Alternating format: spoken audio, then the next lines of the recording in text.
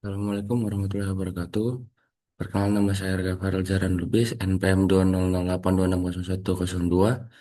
Ini pada blog Offsetri, jadi di sini saya akan membahas tentang hiperemis gravidarum.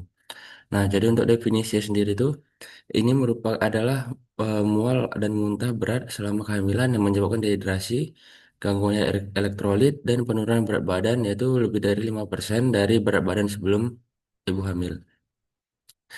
Untuk etiologi sendiri itu bisa karena hormon HCG yang tinggi dan pengaruh stimulasi pusat muntah di otak. Lalu bisa juga karena estrogen dan progesteron yang akan memperlambat motilitas gastrointestinal. Kemudian ada infeksi H. pylori, lalu ada faktor genetik atau riwayat keluarga HG, Epidermis gravidarum, kemudian ada psikologi sosial dan stres emosional. Lalu untuk faktor risikonya, yaitu ada kehamilan pertama atau biasa disebut primig gravida, lalu ada hamil anak perempuan, kehamilan ganda atau yang kembar, kemudian ada riwayat hiperemis gravidarum pada kehamilan sebelumnya, lalu ada obesitas atau IMT yang tinggi, lalu ada penyakit tiroid atau diabetes mellitus, dan yang terakhir dari riwayat migrain. Nah, untuk patofisiologi dari premis gravidarum ini, itu pertama ada pusat muntah di medula oblongata dirangsang oleh hormon kehamilan, lalu ada peningkatan HCG memicu respon mual dan muntah. Kemudian akan terjadinya stres oksidatif dan inflamasi plasenta ikut berperan, dan adanya gangguan gastrointestinal atau disebut dengan hipomotilitas pada lambung. Nah, untuk gejala hiperemis gravidarum ini, yang pertama ada mual dan muntah parah dan menetap. Kemudian ada penurunan berat badan yaitu lebih dari 5%. Lalu tidak mampu makan atau minum. Lalu ada tanda dehidrasi, contoh akibatnya itu ada bibir kering, turgor kulit menurun dan oliguria. Kemudian ada hipotensi ortostatik dan ada juga yang terakhir ketonuria. Nah, untuk menegakkan hiperemesis gravidarum ini biasanya didiagnosis berdasarkan gejala pemeriksaan. Nah, biasanya ditemukan elektrolit serum atau dengan hasilnya hipokalemia dan hiponatremia. Lalu keton urin ini positif, kemudian ada tes fungsi hati, yaitu SGOT dan SGPT meningkat. Lalu pada pemeriksaan USG ini mengevaluasi kehamilan kembar ataupun molar.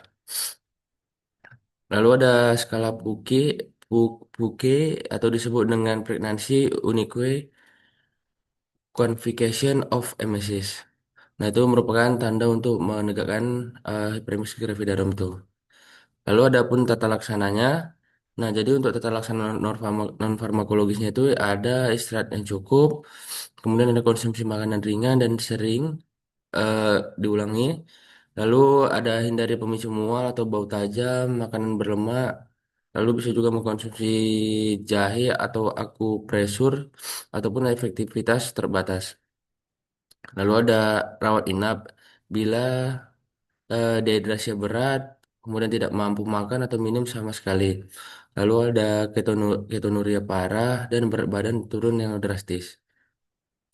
Lalu ada pun pula tata laksana farmakologis yaitu vitamin B6 atau pyridoxine 10 sampai 25 miligram. Kemudian ada doxilamin atau ini golongan antihistamin. Kemudian ada ondansetron, ini golongan antimietik. Jadi ini hati-hati dalam menggunakan risiko kita prolongation. Kemudian ada metoclopramid, atau ini jenis prokinetik. Lalu ada obat-obatan kortikosteroid pada kasus yang berat. Lalu ada dehidrasi cairan intravena atau NaCl dan KCl. Dan yang terakhir ada koreksi elektrolit. Berikut merupakan tata laksana dari premis gravidarum sendiri. Kemudian ada pun komplikasi dan pencegahannya. Jadi komplikasinya itu adalah gangguan elektrolit atau hipokalemia dan hiponatremia. Lalu ada dehidrasi berat yang akan menyebabkan gagal ginjal akut. Kemudian ada hepatitis akibat hiperemesis. Kemudian ada Wernicke encephalopathy atau defisiensi tiamin.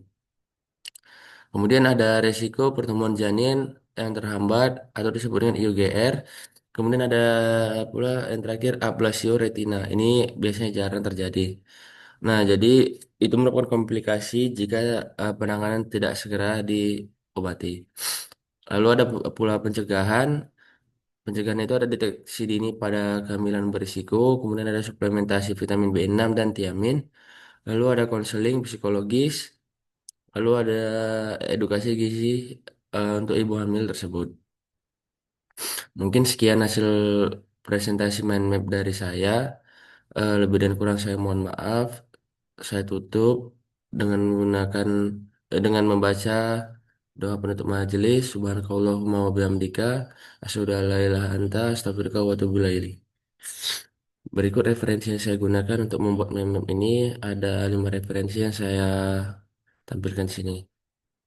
Baik, assalamualaikum warahmatullahi wabarakatuh.